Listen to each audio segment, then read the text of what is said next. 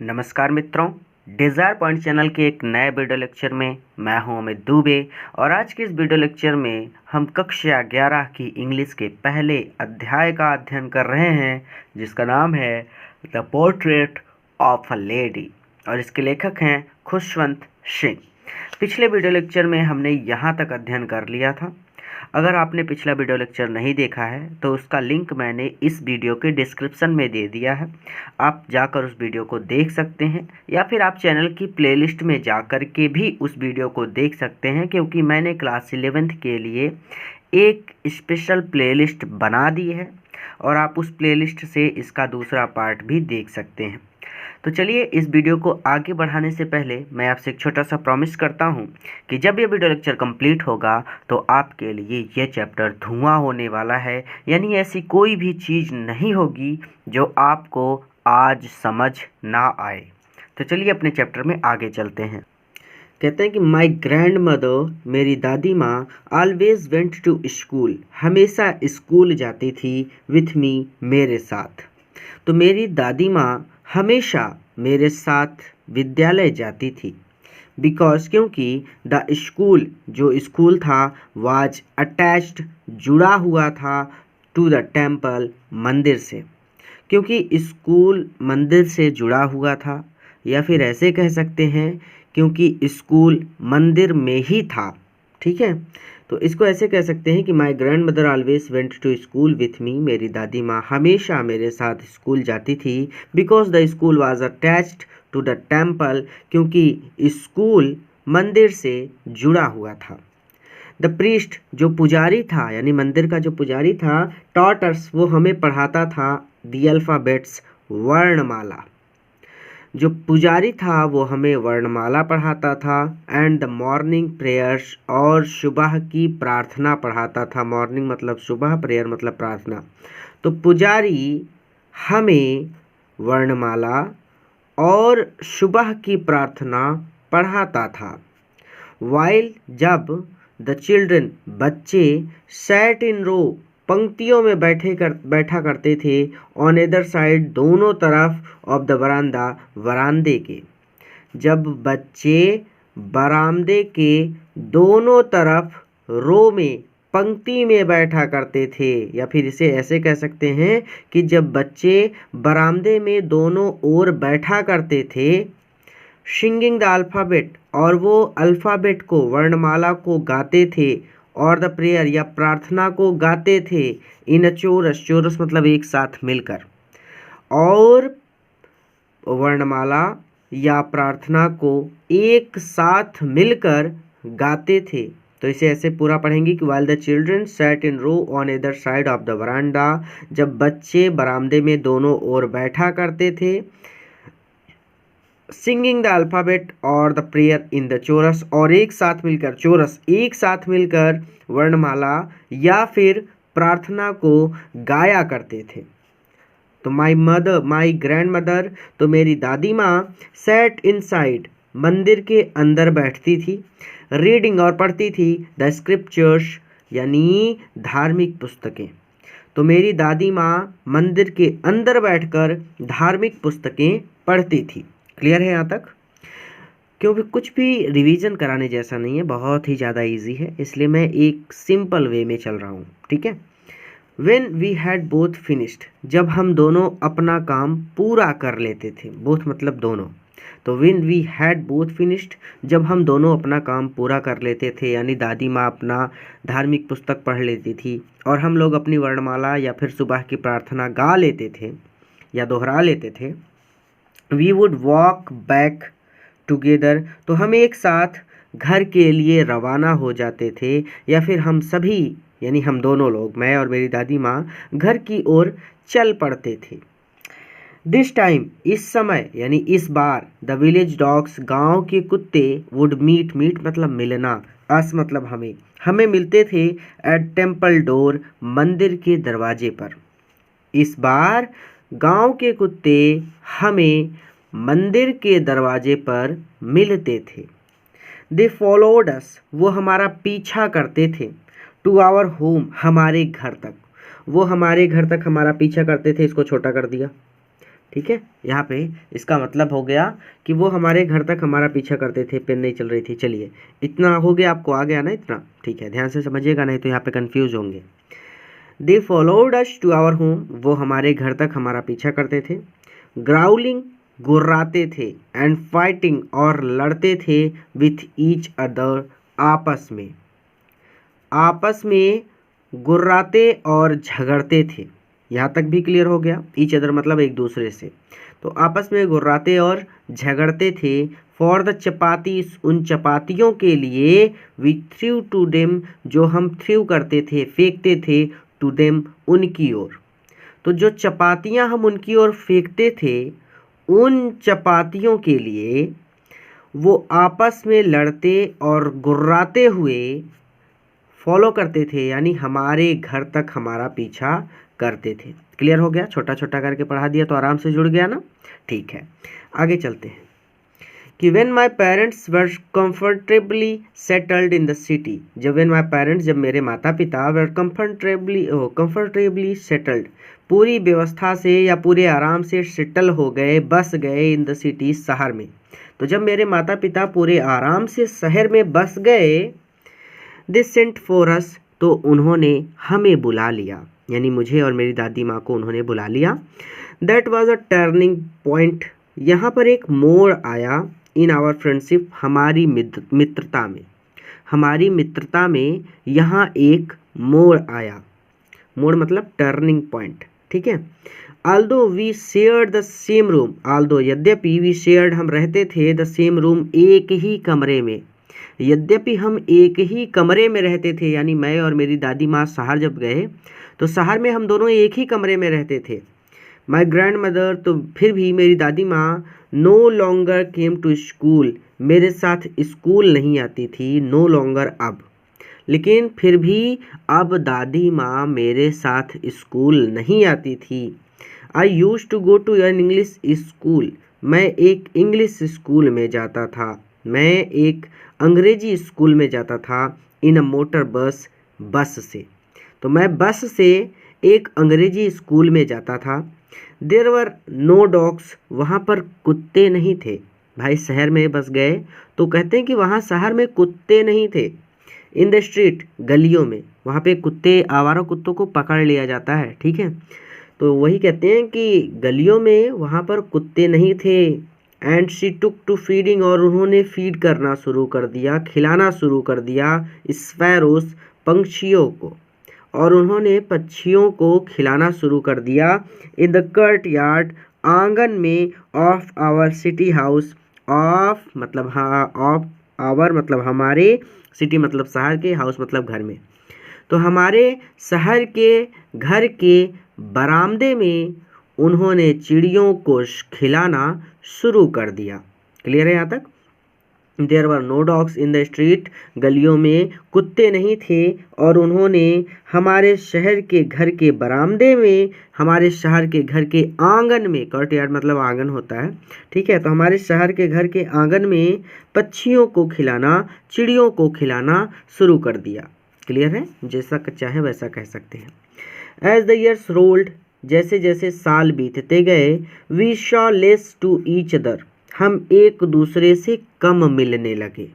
यानी as the years rolled by, जैसे जैसे साल बीतते गए, we saw less of each other, हम एक दूसरे से कम मिलने लगे, या फिर हम एक दूसरे से कम मिलते थे, ठीक है।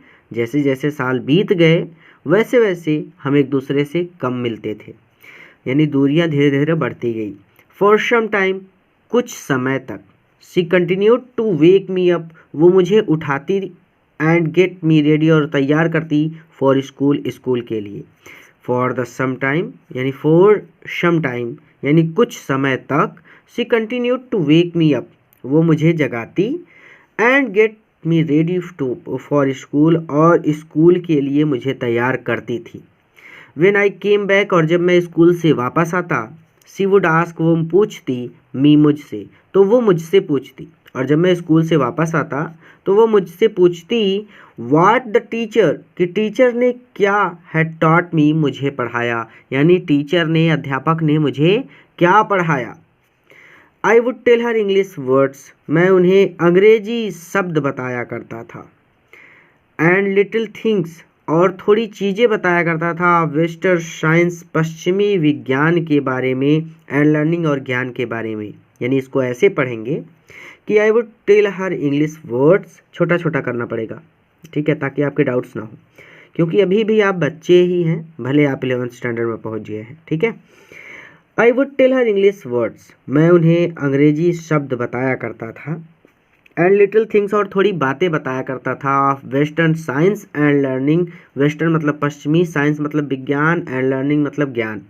तो पश्चिमी ज्ञान विज्ञान के बारे में और पश्चिमी ज्ञान विज्ञान के बारे में थोड़ी चीज़ें बताया करता था, जैसे कि द लॉ ऑफ ग्रेविटी, गुरुत्वाकर्षण का सिद्धांत या गुरुत्व का नियम भी कह सकते हैं।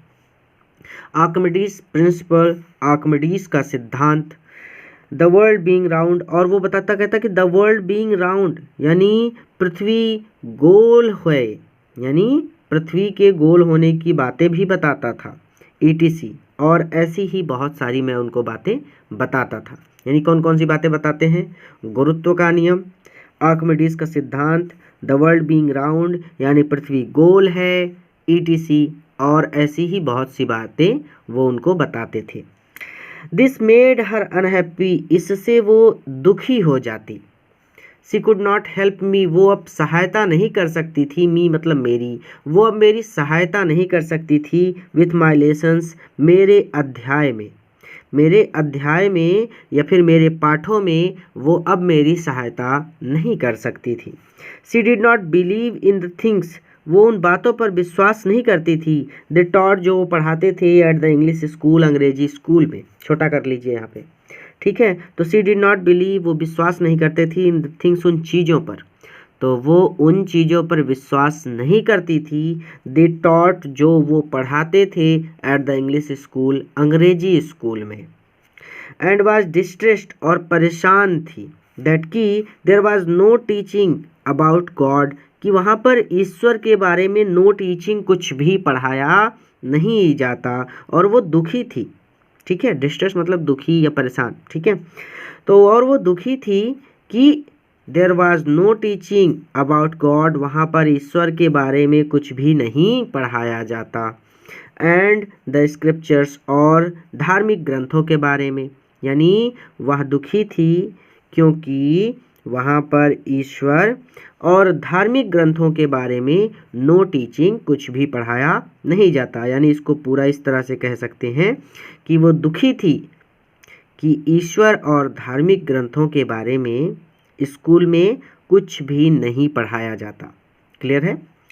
वन डे, एक दिन, आई अनाउंस्ड, मैंने बताया, that we were being given music class. I one day, एक दिन, आई अनाउंस्ड, मैंने बताया, दैट की वी वर बीइंग गिवन, हमें दी जा रही है म्यूजिक लेसन्स, संगीत की कक्षाएं। यानी वन डे आई अनाउंस्ड, एक दिन मैंने बताया, दैट की we were being given music lesson, यानी इसका मतलब है कि हमें संगीत सिखाया जा रहा है। एक दिन मैंने बताया कि हमें संगीत सिखाया जा रहा है। शी वॉज वेरी डिस्टर्ब्ड, वो बहुत ज़्यादा परेशान हो गई। टू हर, उनके हिसाब से म्यूज़िक, संगीत, हैड ल्यूड एसोसिएशंस, एक अशोभनीय चीज़ है।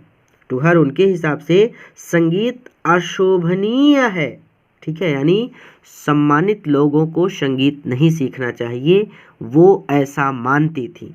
क्लियर है? टू हर, उनके हिसाब से म्यूजिक हैड ल्यूड एसोसिएशंस, उनके हिसाब से संगीत अशोभनीय है। इट वॉज द मोनोपोली, यह एकाधिकार है, ऑफ हार्लॉट्स, वैश्याओं का, एंड बेगर्स, और भिखारियों का। ये भिखारियों और वैश्याओं का एकाधिकार है। यानी कहने का मतलब है कि भिखारी गा बजा कर के भीख मांगता है, ठीक है, वैसे ही वैश्या। तो चलिए, कहने का मतलब है कि यहाँ पर जो वो कह रही हैं, उनके हिसाब से ये बात है कि इट वाज द मोनोपोली, ये एकाधिकार है, ऑफ हार्लॉट्स, वैश्याओं का, एंड बेगर्स, और भिखारियों का। And not meant for gentle folks, और जेंटल फोक्स और सज्जन लोगों को नॉट मिंट यहाँ शोभा नहीं देता, और सज्जन लोगों को ये शोभा नहीं देता। ठीक है, क्लियर हो गया यहाँ तक कि इट वॉज द मोनोपली, यह एकाधिकार है ऑफ हरलोट्स एंड बिगर्स, वैश्याओं और भिखारियों का, और सज्जन लोगों को यह शोभा नहीं देता। सी सेड नथिंग, उन्होंने कुछ भी नहीं कहा, बट हर साइलेंस, लेकिन उनकी चुप्पी, मिंट डिसअप्रूवल, यानी उनकी चुप्पी का मिंट मतलब डिसअप्रूवल, नाराजगी से था। वह कुछ भी नहीं बोली, लेकिन उनकी चुप्पी का मतलब नाराजगी से था। ठीक है, यानी वो चुप थी तो इसका मतलब ये था कि वो नाराज है। She rarely talk to me, वो मुझसे बहुत कम बात करती थी। आफ्टर दैट, इसके बाद वो मुझसे बहुत कम बात करती थी, या फिर ऐसे कह सकते हैं कि इसके बाद वो मुझसे कभी कभी ही बात करती थी। When I went up to university, जब मैं विश्वविद्यालय में गया, I was given a room of my own, तो मुझे मेरा खुद का कमरा दिया गया, यानी मुझे एक अलग से कमरा मिल गया। अब मुझे दादी माँ के साथ रहने की ज़रूरत नहीं थी। द कॉमन लिंक, एक साझी कड़ी ऑफ फ्रेंडशिप, मित्रता की, वाज स्नैप्ड, टूट गई। हमारी दोस्ती की साझी कड़ी टूट गई। माई ग्रैंड मदर एक्सेप्टेड, मेरी दादी माँ ने स्वीकार कर लिया। हर सिक्युलेशन, अपना अकेलापन, विथ रिजिग्नेशन, बिना, आप ऐसे कह सकते हैं कि मेरी दादी माँ ने अपना अकेलापन शांत भाव से स्वीकार कर लिया, यानी उन्होंने विरोध नहीं किया। क्लियर है। सी रेयरली लेफ्ट, रेयरली मतलब बहुत मुश्किल से, लेफ्ट मतलब छोड़ती थी, यानी वो बहुत मुश्किल से छोड़ती थी। हर स्पिनिंग व्हील, स्पिनिंग व्हील मतलब यहाँ पे चरखे से है, बट आप आराम कुर्सी से भी इसका मतलब लगा सकते हैं। ठीक है, तो हम यहाँ पर आराम कुर्सी बोलेंगे। क्लियर है। तो सी रेयरली लेफ्ट, अब यहाँ पे जो है कि रेयरली लेफ्ट यानी बहुत मुश्किल से, हर स्पिनिंग व्हील, अपने स्पिनिंग व्हील को, अपनी आराम कुर्सी को वो छोड़ती थी। अर्थात यहाँ पे लेखक कहना चाहता है कि वो अपनी आराम कुर्सी को कभी भी नहीं छोड़ती थी। क्लियर है। टू टॉक टू एनीवन, किसी से बात करने के लिए, तो किसी से भी बात करने के लिए वो अपनी आराम कुर्सी को, स्पिनिंग व्हील को कभी भी नहीं छोड़ती थी। क्लियर है। फ्रॉम सनराइज टू सनसेट, सूर्योदय से सूर्यास्त तक। She sat by her wheel spinning, वो अपनी आराम कुर्सी पर बैठी रहती थी, या फिर आप कह सकते हैं कि वो अपने चरखे पर बैठी रहती थी। ठीक है, कि सूर्योदय से सूर्यास्त तक वो अपने चरखे पर बैठी रहती थी। एंड रीसाइटिंग प्रेयर्स, और भजन गाती रहती थी। ओनली इन द आफ्टरनून, केवल दोपहर के समय। सी रिलैक्स्ड फॉर अ वाइल, वो थोड़ी देर के लिए रिलैक्स करती थी, आराम करती थी। केवल दोपहर के समय वो थोड़ी देर के लिए आराम करती थी। टू फीड द स्पैरोज, पक्षियों को, चिड़ियों को खाना खिलाने के लिए। ठीक है, तो केवल दोपहर के समय वो पक्षियों को, स्पैरोज, चिड़ियों को खाना खिलाने के लिए थोड़ी देर के लिए आराम करती थी। वाइल सी सैट इन वरांदा, जब वो आंगन में बैठती थी, बरामदे में बैठती थी। ब्रेकिंग द ब्रेड, रोटी को तोड़ती थी। इनटू लिटिल बिट्स, छोटे छोटे टुकड़ों में। ठीक है, तो while she sat in the बरामदा, जब वो बरामदे में बैठकर रोटी को लिटिल बिट्स, छोटे छोटे टुकड़ों में, ब्रेकिंग तोड़ती थी। हंड्रेड्स ऑफ लिटिल बर्ड्स, तो सैकड़ों छोटी चिड़िया कलेक्टेड राउंड हर, उनके पास इकट्ठा हो जाती थी। राउंड हर मतलब उनके आसपास या उनके चारों ओर इकट्ठा हो जाती थी। क्रिएटिंग अ वेरिटेबल बेडलम ऑफ चिरम्पिंग्स, एक अजीब तरह का शोर मचाते हुए, या फिर आप सीधा सीधा कह सकते हैं कि ची ची करते हुए। भाई चिड़िया तो ची ची ही करेगी ना। यहाँ पे नीचे देखिए कि सैकड़ों छोटी छोटी चिड़िया उनके चारों ओर इकट्ठा हो जाती थी तथा ची ची करके पागल बना देती थी। यानी वही बात है कि चिरम्पिंग मतलब ची ची करके वो बहुत ज़्यादा शोर मचाती थी। क्लियर है। तो दोनों तरह से मैंने समझा दिया। ठीक है, ये बोल्ड करके लिखा गया यानी मोटा करके लिखा गया, इसलिए मैंने इसको और अच्छे से समझा दिया आपको। Clear. Some came and perched on her legs, कुछ आती और उनके लेग यानी पैरों पर बैठ जाती। Others on her shoulder, तो कुछ उनके कंधों पर बैठ जाती। ठीक है, some came and perched on her legs, कुछ चिड़िया आकर उनके पैरों पर बैठ जाती और कुछ चिड़िया आकर उनके कंधों पर बैठ जाती। Some even sat on her, head some even, और कुछ तो सैट ऑन हर हेड, और कुछ तो उनके सर पर भी बैठ जाती थी, यानी कुछ चिड़िया आकर उनकी टांगों पर बैठ जाती थी और कुछ चिड़िया आकर उनके कंधों पर बैठ जाती थी, लेकिन कुछ चिड़िया तो ऐसी थी जो उनके सर पर भी बैठ जाती थी। शी स्माइल्ड, वो मुस्कुरा देती, but never shooed them away, लेकिन उन्हें कभी भी भगाती नहीं थी। It use to be the happiest half hour, देखिए छोटा कर लीजिए यहाँ पे, इट यूज टू बी, ये हुआ करता था, द हैप्पीस्ट हाफ आवर, सबसे खुश हाफ आवर, आधा घंटा, ये आधे घंटे used to be the happiest half hour, उनके लिए सबसे खुशी का समय होता था, ऑफ द डे, दिन का, फॉर हर, उनके लिए, ठीक है। तो फॉर हर, उनके लिए, ये आधे घंटे दिन के सबसे खुशी का समय होता था, यानी इसको ऐसे कह रहे हैं कि ये आधा घंटा उनके लिए पूरे दिन में सबसे ज़्यादा खुशी का समय होता था। क्लियर है? मैं रिवीजन नहीं करा रहा क्योंकि बहुत ही ज़्यादा इजी चैप्टर है। आगे कहते हैं कि when I decided to go abroad for further studies, तो फ्यूदर स्टडीज़, आगे की पढ़ाई के लिए, व्हेन आई डिसाइडेड, मैंने निश्चय किया, टू गो अब्रोड, विदेश जाने का। तो व्हेन, जब, I decided to go abroad, मैंने विदेश जाने का निश्चय किया, फॉर फ्यूदर स्टडीज़, आगे की पढ़ाई के लिए। तो जब मैंने आगे की पढ़ाई के लिए विदेश जाने का निश्चय किया, आई वॉज श्योर, तो मैं श्योर था, मुझे ये विश्वास था, माई ग्रैंड मदर, की मेरी दादी माँ, वुड बी अपसेट, दुखी हो जाएंगी, बेचैन हो जाएंगी। तो जब आई वॉज श्योर, मुझे ये विश्वास था कि मेरी दादी माँ बेचैन हो जाएंगी। I would be away for 5 years, मैं 5 सालों के लिए दूर रहूँगा, यानी मैं 5 सालों तक दूर रहूँगा, ठीक है। आई वुड बी अवे, मैं दूर रहूँगा, फॉर 5 years, 5 सालों तक, यानी जो भी कोर्स करने ये जा रहे थे उसकी अवधि 5 वर्ष थी, ठीक है। तो मैं 5 सालों के लिए दूर रहूँगा, एंड एट हर एज, और उनकी उम्र में, यानी जो उनकी उम्र है, यानी वो बहुत ज़्यादा बूढ़ी हैं, तो कहते हैं कि जो उनकी उम्र है, वन कुड नेवर टेल, कोई भी नहीं बता सकता, यानी उनकी उम्र के बारे में कोई भी नहीं बता सकता, यानी वो कब मर जाएंगी ये कोई भी नहीं बता सकता, क्योंकि वो बहुत ज़्यादा बूढ़ी हैं।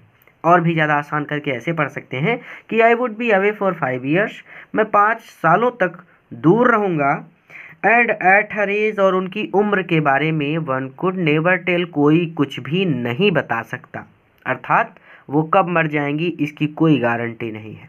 But my grand mother could, लेकिन मेरी दादी माँ बता सकती थी, यानी मेरी दादी माँ को विश्वास था कि वो अभी और ज़्यादा जिंदा रहेंगी। But my grand mother could, लेकिन मेरी दादी माँ बता सकती थी। She was not even sentimental, वो तो भावुक भी नहीं हुई, सेंटिमेंटल मतलब भावुक, she was not even sentimental, वो भावुक भी नहीं हुई, यानी उनमें थोड़ा सा भी भावुकता नहीं आई, यानी वो थोड़ी सी भी उदास नहीं हुई।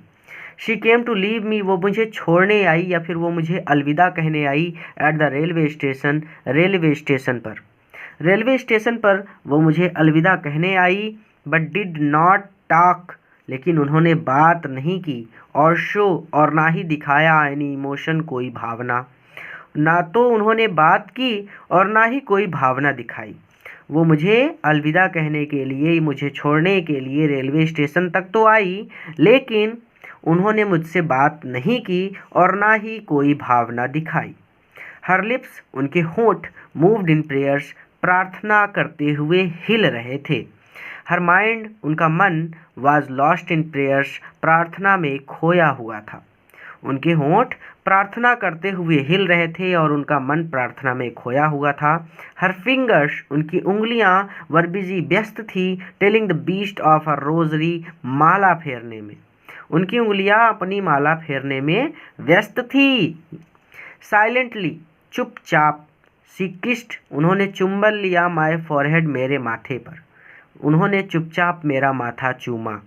एंड व्हेन आई लेफ्ट, और जब मैं जाने लगा, I cherished the most imprint, I cherished, मैं ले गया, द मोस्ट इम्प्रिंट, इस गीली छाप को, यानी इस चुंबन को, तो मैं इस चुंबन को अपने साथ ले गया। यहाँ पे छोटा करिए नहीं तो कंफ्यूज हो जाएंगे, ठीक है। तो एंड व्हेन आई लेफ्ट, और जब मैं जाने लगा, तो आई चेरिस्ड द मोइस्ट इम्प्रिंट, मैं इस गीली छाप को अपने साथ ले गया। अब गीली छाप नहीं बोलूँगा मैं, यानी मोइस्ट इम्प्रिंट मतलब चुंबन, ठीक है। तो मैं इस चुंबन को अपने साथ ले गया। एज परहैप्स, क्योंकि शायद, द लास्ट साइन, ये अंतिम साइन है, ये अंतिम संकेत है, ऑफ फिजिकल कॉन्टैक्ट, शारीरिक संपर्क का, बिटवीन अस, हमारे बीच। यानी मुझे लग रहा था कि जब मैं लौट के आऊँगा तो मेरी दादी माँ मर चुकी होंगी, इसलिए मैं इस चुंबन को अपने साथ ले गया, क्योंकि मुझे लगा कि हम दोनों के बीच शारीरिक संपर्क की ये आखिरी निशानी है। क्लियर है यहाँ तक? When I left, I cherished the moist imprint, तो जब मैं जाने लगा तो मैं इस गीली छाप को अपने साथ ले गया। As perhaps, क्योंकि मुझे लग रहा था, the last sign of physical contact between us, the last sign, ये अंतिम संकेत है, ये अंतिम निशानी है, साइन भी मतलब निशानी, तो जैसा चाहे वैसे ही कह सकते हैं, ठीक है। द लास्ट साइन, ये आखिरी निशानी है, ऑफ फिजिकल कॉन्टैक्ट, शारीरिक संपर्क की, बिटवीन अस, हमारे बीच, क्योंकि मुझे लग रहा था कि ये चुंबन हमारे बीच शारीरिक संपर्क की आखिरी निशानी है। But that was not so, लेकिन ऐसा नहीं हुआ। यानी लेखक को लग रहा था कि ये दादी माँ तो टपक जाएंगी, बट ऐसा हुआ ही नहीं, ठीक है। दादी माँ जिंदा थी, but that was not so, लेकिन ऐसा नहीं हुआ। आफ्टर 5 ईयर्स, 5 सालों बाद, आई केम बैक, मैं वापस आया होम, अपने घर। 5 सालों बाद जब मैं घर वापस आया, and was met by her, और उनसे मिला, एट द स्टेशन, स्टेशन पर। यानी 5 वर्ष बाद जब मैं घर वापस आया और उनसे स्टेशन पर मिला, she did not look one day older, वो एक भी दिन बूढ़ी नहीं लग रही थी। यानी जैसा छोड़ कर गया था एकदम वैसी ही थी, थोड़ी सी भी बूढ़ी नहीं हुई थी। यानी वो एक भी दिन ज़्यादा बूढ़ी नहीं लग रही थी, यानी वो थोड़ी सी भी ज़्यादा बूढ़ी नहीं हुई थी। She did not look a day older, वो थोड़ी सी भी बूढ़ी नहीं हुई थी, ऐसा कह सकते हैं। या फिर आपके अध्यापक डायरेक्ट कह सकते हैं कि वो वैसी की वैसी ही थी। सी स्टिल हैड नो टाइम, उनके पास अभी भी समय नहीं था। स्टिल मतलब अभी भी, सी स्टिल हैड नो टाइम, उनके पास अभी भी समय नहीं था, फॉर वर्ड्स, बात करने के लिए या शब्दों के लिए। तो उनके पास शब्दों के लिए अर्थात बात करने के लिए अभी भी समय नहीं था। And wild she clasped me in her arms, देखिए मुझे कैमरा में पढ़ना पड़ता है तो आप लोग थोड़ा सा ध्यान दिया करिए, ठीक है। एंड वाइल सी क्लैप्स्ड, जब उन्होंने भर लिया, मी, मुझे, इन हर आर्म्स, अपनी बाहों में, और जब उन्होंने मुझे अपनी बाहों में भर लिया, आई कुड हियर, मैं सुन सकता था, हर रेसिटिंग हर प्रेयर्स, उनको प्रार्थना गाते हुए। तो जब उन्होंने मुझे अपनी बाहों में भर लिया तो मैंने उन्हें प्रार्थना गाते हुए सुना, ठीक है। Even on the first day, even मतलब भी, ऑन द फर्स्ट डे, पहले दिन भी, ऑफ माई अराइवल, मेरे आने के, मेरे वापस आने के पहले दिन भी, हर हैप्पीस्ट मोमेंट, उनका सबसे खुशी भरा समय, वर विथ हर स्पैरोस, अपनी चिड़ियों के साथ बीता। छोटा कर लेंगे, ठीक है। पंगा नहीं लेना चैप्टर से, झगड़ा नहीं करना, आपको बस समझना है, आपको बस एक बार पढ़ना है और दोबारा कभी ना पढ़ना पड़े, ऐसा पढ़ना है, ठीक है। तो छोटा कर लो, जितना समझ में आ जाए उतना करके अपना साइड में रखो और फिर आगे चलो। कोहरे से एक बात सीखने को मिलती है कि जितनी दूर तक रास्ता दिख रहा है उतना चलो, और फिर उसके आगे जब आप वहाँ पर पहुँच जाएंगे तो आगे का रास्ता अपने आप दिखने लगेगा। ये बात मैंने एक किताब में पढ़ी थी, ठीक है, मेरे अपने शब्द नहीं है ये। तो कहते हैं कि even on the first day of my arrival, मेरे आने के पहले दिन भी, her happiest moment were with her sparrows, उनका सबसे अधिक खुशी का समय अपनी चिड़ियों के साथ बीता। हुम, जिन्हें सी फेड लॉन्गर, अब वो ज़्यादा देर तक फेड करने लगी थी, खिलाने लगी थी। फिर से छोटा करेंगे। हुम सी फेड लॉन्गर, जिन्हें वो अब ज़्यादा देर तक खिलाने लगी थी। एंड विथ फेरी वोबलर रिब्यूक्स, और प्यार से फटकारने लगी थी, हंसी से फटकारने लगी थी, ऐसा भी कह सकते हैं, ठीक है। तो अब जिन्हें वो ज़्यादा देर तक खिलाने लगी थी और हंसी से, प्यार से फटकारने लगी थी। इन द इवनिंग, शाम के समय, अ चेंज केम ओवर हर, उनमें एक अजीब परिवर्तन हुआ।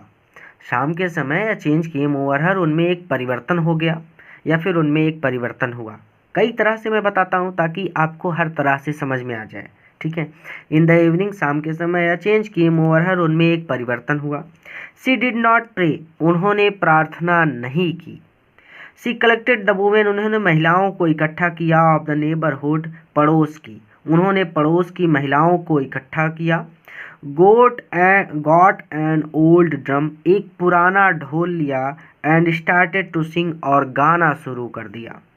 गॉट एन ओल्ड ड्रम, एक पुराना ढोल लिया। एंड स्टार्टेड टू सिंग, और गाना शुरू कर दिया। फॉर सेवरल आवर्स, कई घंटों तक।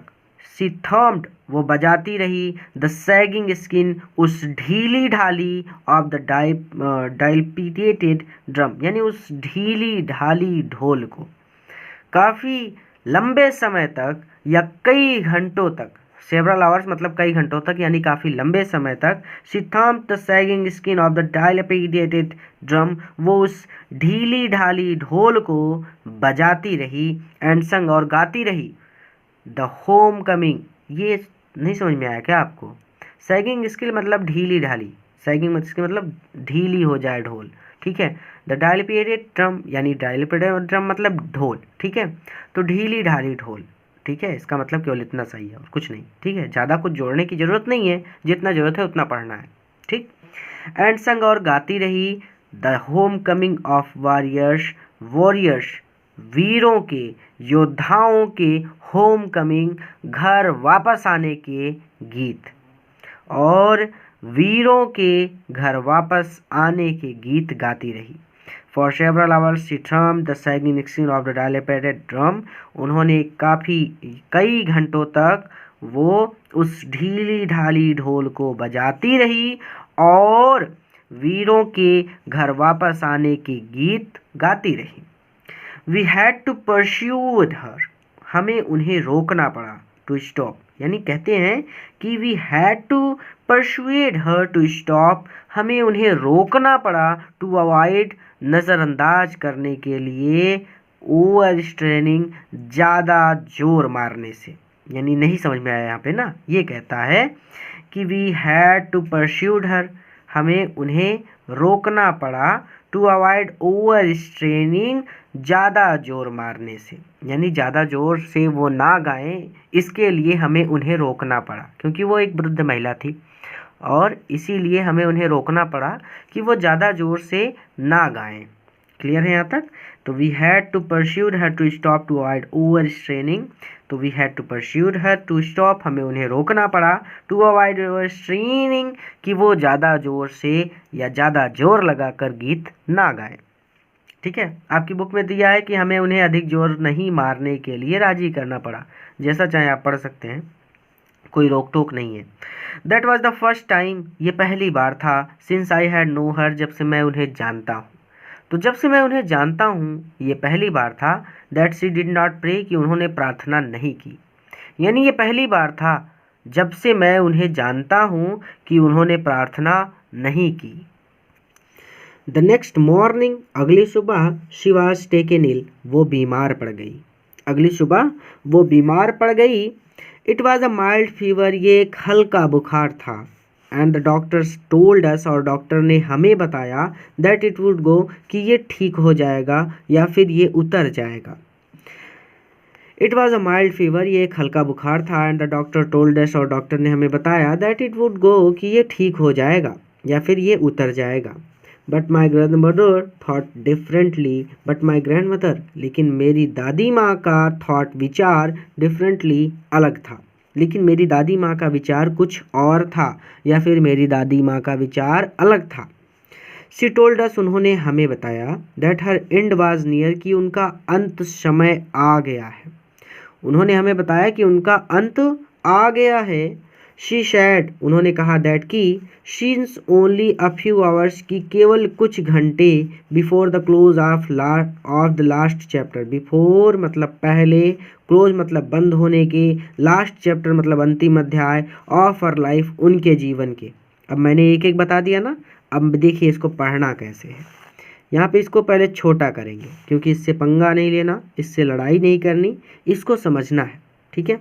तो शी सैड, उन्होंने कहा, दैट की, उन्होंने कहा कि since only a few hours before, कुछ घंटे, the close of the last chapter of her life, अपने अंतिम समय के।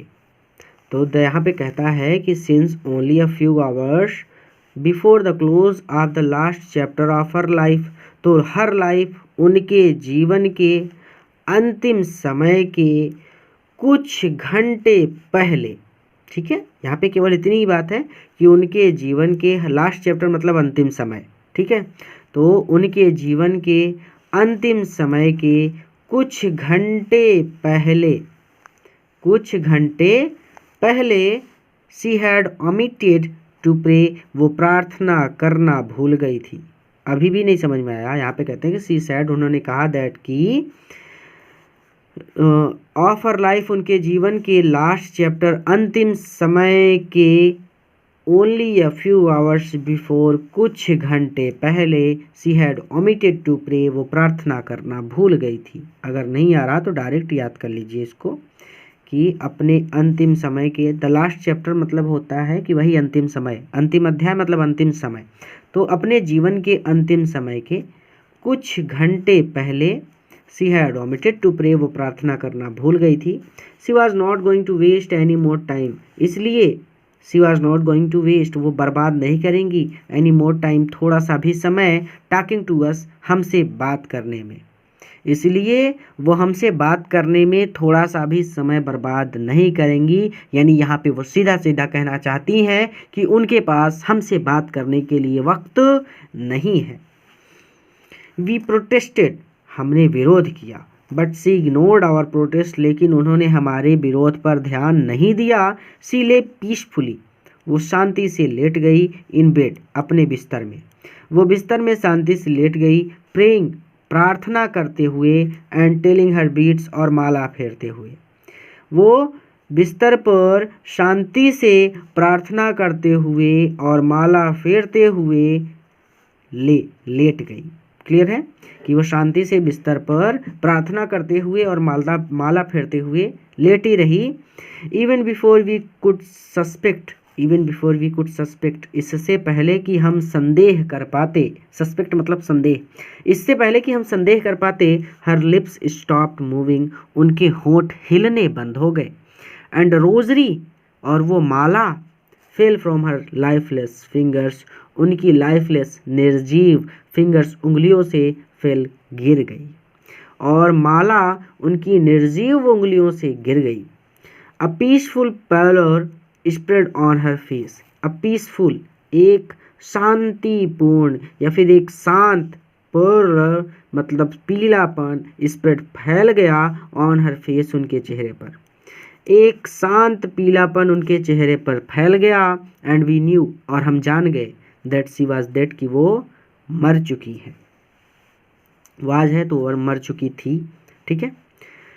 We lifted her off the bed, हमने उन्हें बेड से हटाया या फिर बेड से नीचे उतारा, एंड एज इज कस्टमरी, यानी रीति रिवाज अनुसार, कहने का मतलब है कि पूरे रीति रिवाज के अनुसार हमने उन्हें बिस्तर से नीचे उतारा, लेड, और लिटा दिया, हर, उन्हें, ऑन द ग्राउंड, फर्श पर। यहाँ पे छोटा कर लीजिए, ठीक है, कि पूरे रीति रिवाज से हमने उन्हें बेड से नीचे उतारा और laid her on the ground, और उन्हें फर्श पर लिटा दिया, एंड कवर्ड, और उन्हें ढक दिया, with a red saffron, red shroud, एक लाल कफन से, और उन्हें एक लाल कफन से ढक दिया या फिर उन पर एक लाल कफन उड़ा दिया। After a few hours of morning, कुछ घंटों तक शोक मनाने के बाद, वी लेफ्ट हर अलोन, हमने उन्हें अकेला छोड़ दिया, टू मेक अरेंजमेंट्स, ताकि हम तैयारियां कर सकें, फॉर हर फ्यूनरल, उनकी अर्थी की, ठीक है, उनके अंतिम सफ़र की, उनके अंतिम यात्रा की। कई तरह से आपके अध्यापक भी पढ़ा सकते हैं और कई तरह से कहीं से भी आप देखेंगे तो कई तरह से आपको मिलेगा, इसलिए मैं आपको कई तरह से समझा रहा हूँ, ठीक है। तो after a few hours of morning, कुछ घंटों तक शोक मनाने के बाद उनके अंतिम सफ़र की या फिर उनकी अर्थी की तैयारियां करने के लिए हमने उन्हें अकेला छोड़ दिया।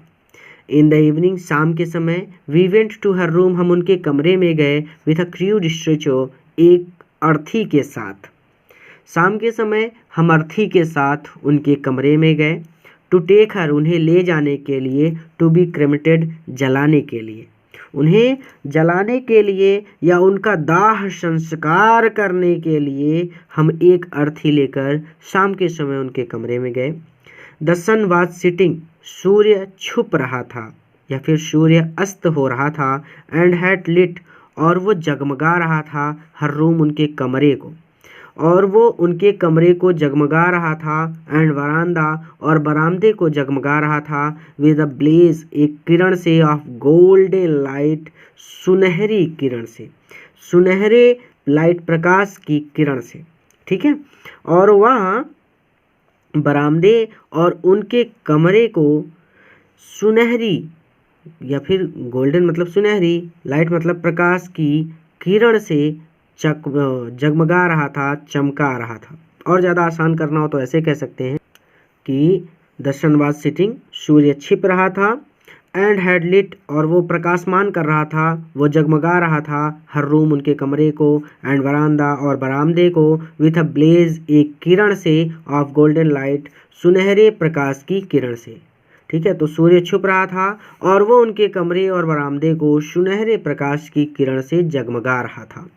वी स्टॉप्ड, हम रुक गए, हाफ वे, आधे रास्ते में, हम बीच में ही रुक गए, इन द कर्टयार्ड, आंगन के, हम आंगन के बीच में ही रुक गए, ऑल ओवर द बरामदा, बरामदे में चारों ओर, एंड इन हर रूम, और उनके कमरे में, राइट अप टू वेयर सी ले, जहाँ पर वो लेटी हुई थी, डेड, मृत, जहाँ पर वो मृत लेटी हुई थी, एंड स्टिफ रैप्ड, और लपेटी हुई थी, इन द रेड श्राउड, लाल कफन में।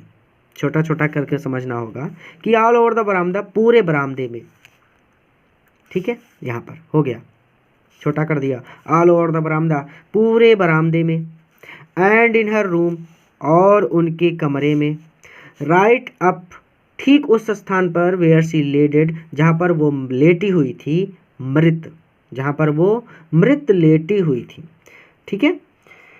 And stiffed red, in the red shroud, लाल कफन में लिपटी हुई, लाल कफन में लिपटी हुई। तो अब फिर से देखिए, इस पूरे सेंटेंस का मतलब हो गया कि लाल कफन में लिपटी हुई। Right up to where she lay dead, इस पूरे सेंटेंस का मतलब हो गया जहाँ पर वो मृत होकर लेटी हुई थी। ऑल ओवर द बरामदा, पूरे बरामदे में। अब जोड़ देते हैं पूरा कि पूरे बरामदे में और उनके कमरे में, जहाँ पर वो मृत लाल कफन में लिपटी हुई लेटी हुई थी, थाउजेंड ऑफ स्पैरोस, हजारों चिड़िया, सैट, बैठी हुई थी, स्कैटर्ड, फैली हुई या बिखरी हुई, ऑन द फ्लोर, फर्श पर, हजारों चिड़िया फर्श पर बिखरी हुई बैठी हुई थी। देयर वॉज नो चिरम्पिंग, वो ची ची नहीं कर रही थी, ठीक है। चिरम्पन मतलब ची ची करना, वो ची ची नहीं कर रही थी। वी फेल्ट सॉरी, हमें दया आ गई, फॉर द बर्ड्स, पक्षियों पर, चिड़ियों पर हमें दया आ गई। एंड माई मदर, और मेरी माँ, फेच्ड सम ब्रेड, कुछ रोटी ले आई, फॉर देम, उनके लिए, और मेरी माँ उनके लिए कुछ रोटी ले आई। शी ब्रोक इट, उन्होंने इसे तोड़ा, यानी मेरी माँ ने उसे तोड़ा, इनटू लिटिल क्रम्स, छोटे छोटे टुकड़ों में, यानी दादी माँ भी रोटी को छोटे छोटे टुकड़ों में तोड़कर चिड़ियों को खिलाती थी ना, तो वही कहते हैं कि शी ब्रोक इट, उन्होंने इसे तोड़ा, यानी उन्होंने रोटी को तोड़ा, इनटू लिटिल क्रम्स, छोटे छोटे टुकड़ों में। The way my grandmother use to, जैसे मेरी दादी माँ तोड़ा करती थी। And threw it to them, और रोटी को, थ्रू इट, फेंक दिया, टू देम, उनकी ओर, चिड़ियों की ओर, ठीक है, और रोटी को चिड़ियों की ओर फेंक दिया, ठीक है। अब इसे अध्यापक ऐसे भी डायरेक्ट पढ़ा सकते हैं कि रोटी को, यानी इसे उसकी ओर यानी उनकी ओर फेंक दिया, बट मैंने आपको डायरेक्टली बता दिया कि देम किसके लिए यूज हुआ है, इट किसके लिए यूज हुआ है, ये वाला सी किसके लिए यूज हुआ है, ठीक है। तो she broke in it into little crumbs, उन्होंने इसे छोटे छोटे टुकड़ों में तोड़ा। The way my grandmother use to, जैसे कि मेरी दादी माँ तोड़ा करती थी। And threw it to them, और इसे उनकी ओर फेंक दिया, यानी रोटी को चिड़ियों की ओर फेंक दिया। द स्पैरोस, चिड़ियों ने टुक नो नोटिस, थोड़ा भी ध्यान नहीं दिया। ऑफ द ब्रेड, रोटी की तरफ। चिड़ियों ने रोटी की तरफ या चिड़ियों ने रोटी की ओर थोड़ा भी ध्यान नहीं दिया। When we carried my grandmother's corpse off, जब हम अपनी दादी माँ के कॉप्स ऑफ, मृत शरीर को, कैरीड, लेकर चल पड़े। तो when we carried my grandmother's corpse off, जब हम अपनी दादी माँ के मृत शरीर को लेकर चल पड़े। they flew away quietly, तो they flew away, वो उड़ गई, quietly, शांति से। तो वो शांति से उड़ गई या फिर वो चुपचाप उड़ गई। नेक्स्ट मॉर्निंग, यानी चिड़ियों ने भोजन नहीं किया, चिड़ियों ने रोटियां नहीं खाई। जानवरों में भी स्नेह आ जाता है। चलिए छोड़िए, मैं अब अपने चैप्टर को ज़्यादा लंबा नहीं खींचना चाहता। नेक्स्ट मॉर्निंग, अगली सुबह। द स्वीपर, सफाई करने वालों ने, स्वेप्ट द ब्रेड, रोटी को बटोरा। क्रम्स इनटू द डस्टबिन, और डस्टबिन में डाल दिया। यानी अगले दिन सफाई करने वालों ने ब्रेड क्रम्स, रोटी के टुकड़ों को, इनटू द डस्टबिन, कूड़ेदान में डाल दिया।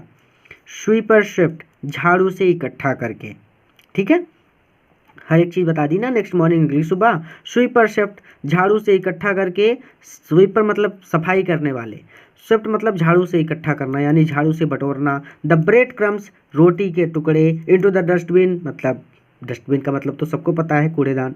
तो अगली सुबह सफाई करने वालों ने झाड़ू से रोटी के टुकड़ों को डस्टबिन में डाल दिया, यानी अगले दिन सफाई करने वालों ने रोटी के टुकड़े झाड़ू से इकट्ठा किए और कूड़ेदान में डाल दिए। तो यहीं पर चैप्टर समाप्त होता है। अगर पसंद आया है तो अपने मित्रों के साथ भी शेयर कीजिएगा, और अगर नए हैं तो अभी चैनल को सब्सक्राइब कर लीजिए, ताकि आप इसी तरह से पूरे मज़े के साथ और पूरे आनंद के साथ पूरे चैप्टर की तैयारी कर सकें।